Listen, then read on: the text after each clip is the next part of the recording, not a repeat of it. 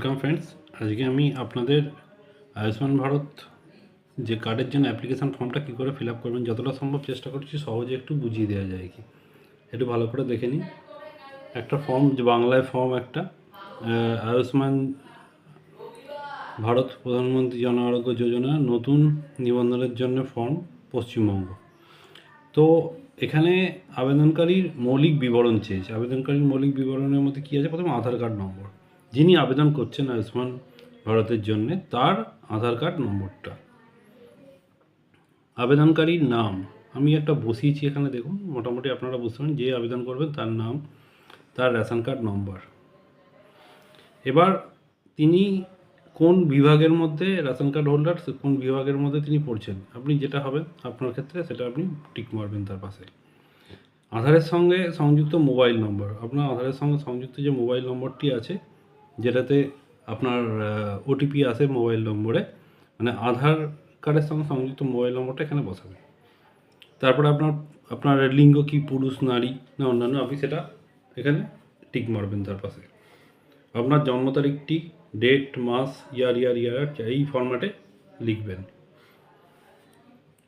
এরপরে আপনার দেখুন সম্পূর্ণ বাড়ির ঠিকানাটা স্পষ্ট করে আপনি লিখবেন এখানে। তারপরে আপনার জেলার নাম লিখবেন আপনি। তারপরে আপনার যদি আপনি গ্রামে থাকেন, আপনার বা মিউনিসিপ্যালিটি যে এলাকায় যে থাকেন সেই এলাকার ব্লক বা ইউএলবি নম্বরটা লিখবেন।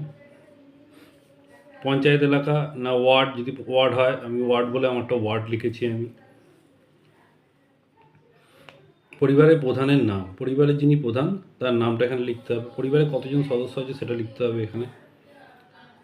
যিনি অ্যাপ্লিক্যান্ট, যিনি আবেদন করছেন তার প্যান নম্বর। নির্বাচনের বিবরণ যদি 18 বছরের বেশি বয়স্ক কেউ হয়, ঠিক আছে, 18 বছরের বয়স্ক অবশ্যই হতেই হবে ওনাকে, এইটা এর নিয়ম অনুযায়ী। তো তার তাহলে এপিক নম্বরটা, ভোটার কার্ডের নম্বরটা বসাবেন। অ্যাসেম্বলি নম্বর, তো আপনি ভোটার কার্ডের ওপর আপনি আপনার অ্যাসেম্বলি নম্বরটা পেয়ে যাবেন।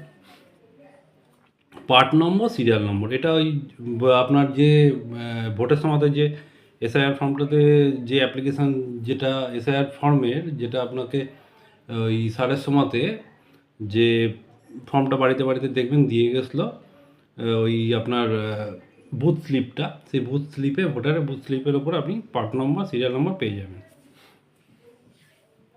এবার হচ্ছে খুব ইম্পর্টেন্ট, স্বাস্থ্যসাথী বিবরণ চাইছে। স্বাস্থ্যসাথী বিবরণ তথ্যটা কী? এবার স্বাস্থ্যসাথী কার্ডের নিচে দেখবেন একটা 17টা ডিজিটের নম্বর হয়, সেই নম্বরটা আপনাকে এখানে ধরে ধরে টাইপ করে দিতে হবে, লিখে দিতে হবে। এরপরে কি আছে নেক্সট পার্ট, গ্রামীণ এলাকার জন্য। গ্রামীণ এলাকার জন্য আপনাকে কিছু ক্রাইটেরিয়া দিয়েছে, সেই ক্রাইটেরিয়াগুলো ফুলফিল করতে হবে। সেগুলো ঠিক আপনার যেটা ক্ষেত্রে প্রযোজ্য আপনি সেটাতে হ্যাঁ কি না করবেন। তো দেখে নেওয়া যাক। প্রথমে বলছে কাঁচা দেয়াল এবং কাঁচা ছাদসহ মাটির একটি ঘর যদি থাকে আপনার, আপনি হ্যাঁ করবেন, আদারওয়াইজ না করবেন। একাধিক থাকতে পারে, না করবেন। 16 থেকে 59 বছরের মধ্যে কোনো প্রাপ্তবয়স্ক সদস্য নেই। যদি 16 থেকে 59 বছরের মধ্যে আপনার বাড়িতে কোনো প্রাপ্তবয়স্ক সদস্য নেই থাকে তাহলে হ্যাঁ, আদারওয়াইজ না। এরপর হচ্ছে 16 থেকে 59 বছরের বয়সের কোনো প্রাপ্তবয়স্ক পুরুষ সদস্যবিহীন নারী প্রধান পরিবার সমূহ যদি হয় তাহলে আপনি হ্যাঁ করবেন, আদারওয়াইজ না করবেন। প্রতিবন্ধী সদস্য কোনো সক্ষমদেহী প্রাপ্তবয়স্ক সদস্য নেই, সবাই প্রতিবন্ধী, মানে প্রাপ্তবয়স্ক কোনো প্রতিবন্ধী নয় এরকম কোনো সদস্য নেই। সেরকম ক্ষেত্রেও যদি কারোর বাড়ি হয় তাহলে হ্যাঁ করবেন, আর যদি না হয় না করবেন। এসসি এসটি পরিবার সমূহ, এসসি এসটি যদি পরিবার হয় তাহলে ইয়েসে টিক করবেন, আদারওয়াইজ না করবেন। ভূমিহীন পরিবার সমূহ যাদের আয়ের প্রধান অংশ আসে দৈনিক মজুরি ভিত্তিক শারীরিক শ্রম থেকে। তো শারীরিক শ্রম, কায়িক শ্রম থেকে যাদের মানে ভূমি নেই তাদের বাড়িতে, বা তাদের কোনো জমি জমা নেই, তার দৈনিক কাজ করেই তাদের পয়সা যিনি উপার্জন, যদি এরকম হয় তাহলে হ্যাঁ করবেন, আদারওয়াইজ না করবেন। নিঃস্ব, ভিক্ষার ওপর নির্ভর করে এরকম করে জীবনযাপন করেন, সেক্ষেত্রে যদি হ্যাঁ হয় হ্যাঁ, আদারওয়াইজ না। ম্যানুয়াল স্ক্যাভেঞ্জার পরিবারের সদস্য, পরিষ্কার আবর্জনা পরিষ্কার করেন যদি এরকম কেউ ফ্যামিলিতে থাকে, ইয়েস, আদারওয়াইজ নো। আপনি যদি হন, আপনার ক্ষেত্রে যে প্রযোজ্য হয়, আপনি যদি হন তাহলে হ্যাঁ করবেন, আদারওয়াইজ নো। আদিম উপজাতি, যদি কোনো উপজাতি গোষ্ঠী সমূহের আপনি হন তাহলে আপনার ইয়েস করবেন, আদারওয়াইজ না করবেন।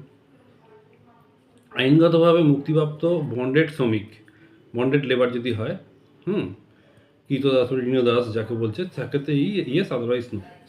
এটা গেল গ্রাম অঞ্চলে। এবার আমি আসছি শহর অঞ্চলের ক্ষেত্রে কী ক্রাইটেরিয়া দেওয়া হয়েছে।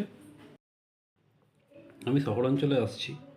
শহর এলাকার জন্য দেখুন, আবর্জনা কুড়ানোওয়ালা হলে ইয়েস, আদারওয়াইজ নো। ভিখারি হলে ইয়েস, আদারওয়াইজ নো, যদি ভিক্ষাবৃত্তি যার কাজ হয়। গৃহকর্মী, গৃহের কর্মী যদি হন, গৃহে কাজ করেন, সেক্ষেত্রে ইয়েস, আদারওয়াইজ নো। রাস্তার ফেরিওয়ালা, মুচি, হকার, রাস্তার কাজ করা অন্যান্য সেবা প্রদানকারী কোনো যদি ব্যক্তি হন, মুচি, হকার যদি এরকম কোনো ব্যক্তি রাস্তার সেবা প্রদানকারী, রাস্তার ফেরিওয়ালা যদি হন, তাহলে ইয়েস, আদারওয়াইজ নো। এটা অ্যাপ্লিক্যান্টের ক্ষেত্রে। নির্মাণ শিল্প, নির্মাণ শ্রমিক, প্লাম্বার, রাজমিস্ত্রি, শ্রমিক, ওয়েল্ডার, নিরাপত্তাকর্মী, কুলি ও অন্যান্য মাথায় বোঝা বহনকারী শ্রমিক যদি হন, ইয়েস, আদারওয়াইজ নো। যদি হন আপনি হ্যাঁ করবেন, আদারওয়াইজ না করবেন। ঝাড়ুদার, স্যানিটারি কর্মী, মালি যদি হন, হ্যাঁ, আদারওয়াইজ নো। বাড়িভিত্তিক কর্মী, কারিগর, হস্তশিল্পী, হাতের কাজ করে জীবিকা নির্বাহ করেন যিনি, দর্জি যদি হন, হ্যাঁ, otherwise no.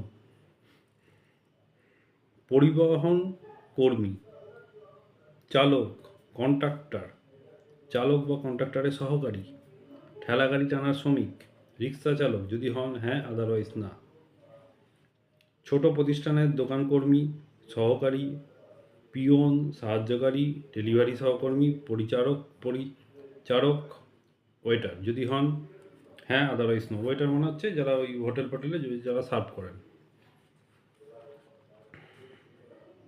Electrician, mechanic, assembler, মেরামত কর্মী যদি হন, তাহলে হ্যাঁ, আদারওয়াইজ না। ধোপা চৌকিদার যদি হন, হ্যাঁ, আদারওয়াইজ না। এবার আমি আসছি একটা অতিরিক্ত তথ্য, খুব ইম্পর্টেন্ট, দেখুন।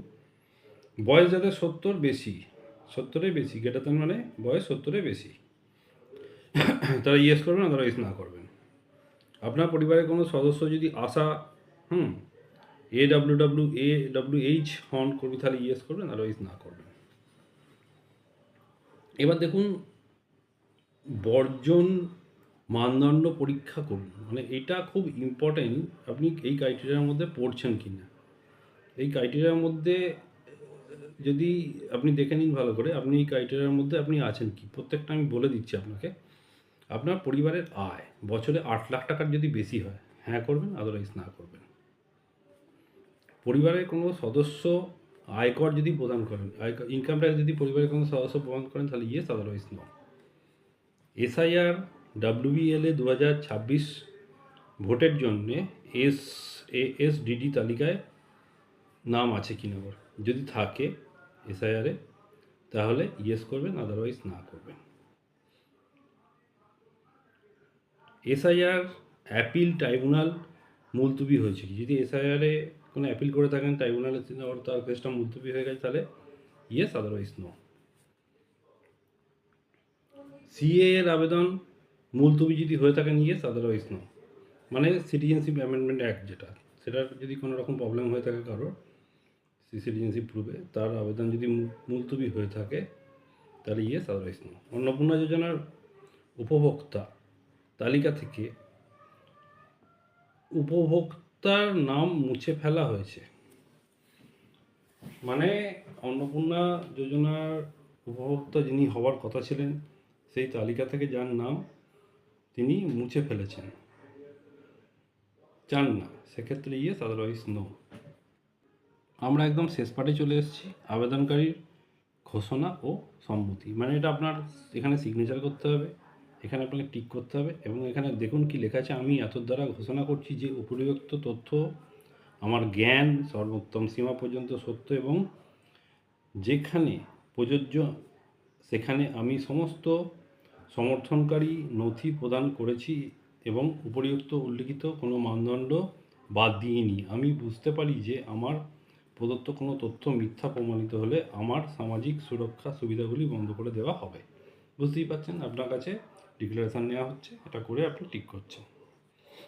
এইখানে পার্টটা আপনার আর কোনো কাজ নেই, এটা আমি কেটে দিই। এখানটা এর পার্ট থেকে নিচের পার্টটা আপনাকে পুরো কেটে রসিদ হিসেবে ফেরত দিয়ে দেওয়া হবে। তো এই অবধি ফর্ম ফিল আপ করে রাখবেন। আপনার বাড়ি থেকেও হয়তো ফর্মটা কালেক্ট করে নিয়ে যেতে পারে, বা আপনাকে যদি যে জায়গায় বলবে ফর্ম জমা দিতে সেখানে আপনি জমা করবেন। এই কাজ কোনো কিছু আপনার ধীরে সুস্থে ধরে ধরে ফর্মটা ফিল আপ করবেন। যদি ভিডিওটি ভালো লাগে তাহলে আমার চ্যানেলটিকে সাবস্ক্রাইব করবেন, ভিডিওটিকে লাইক করবেন। এই বলে আমি আমার ভিডিওটি শেষ করছি। এরকম আরও গুরুত্বপূর্ণ ভিডিও যতটা সহজে চেষ্টা করব বোঝার, যতটা আপনাদের সামনে তুলে ধরার চেষ্টা করব। ধন্যবাদ।